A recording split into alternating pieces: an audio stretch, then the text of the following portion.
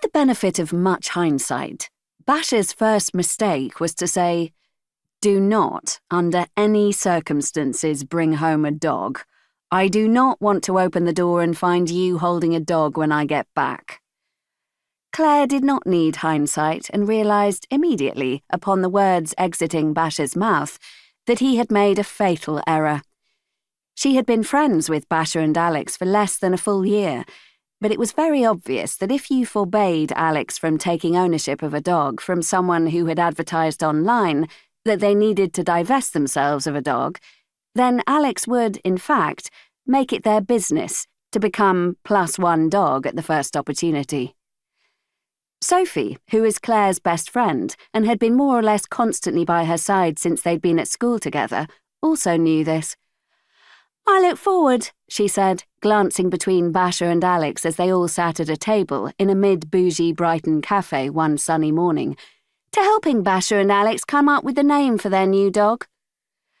Thus, neither Claire nor Sophie was at all surprised when they called round to the flat Alex and Basher shared, early on the evening of the same day, and Alex opened the door with a small but energetic Jack Russell Terrier under one arm. It was white, with large caramel-coloured splotches. "This is Wyatt," said Alex, grinning very broadly. "She's a year old, so not a proper grown-up yet." "Yes, you have that in common," said Basher's voice, floating through from another room.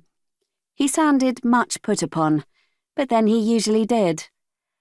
Alex was an extremely outgoing, nearly 20-year-old and lived with their uncle, Sebastian, because each was the only member of the extended family the other still talked to.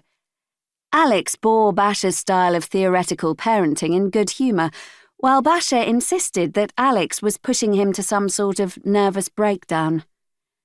Alex, who was growing into themselves enough that they were no longer gangly, and was currently sporting hair that was dyed deep pink down one side of their parting, and their natural pale blonde down the other, moved aside so that Claire and Sophie could walk down the narrow hall of the flat. They found Basher in the front room, slumped on the sofa with one hand over his eyes. Bash was shorter and stockier than Alex, but they both had clear grey eyes and the kind of natural high cheekboned facial structure for which people would pay a cosmetic surgeon many thousands of pounds. Basher, an ex-policeman and a perpetually tired, bookish Shakespeare enthusiast, was less adventurous with his own blonde hair and kept it shaved close to his head. He usually had a day's growth of stubble as well, giving him the air of a very attractive peach. "Could you put the kettle on, Strange?" he asked, employing his nickname for Claire. He didn't open his eyes or turn his head. "I fear they have killed me this time."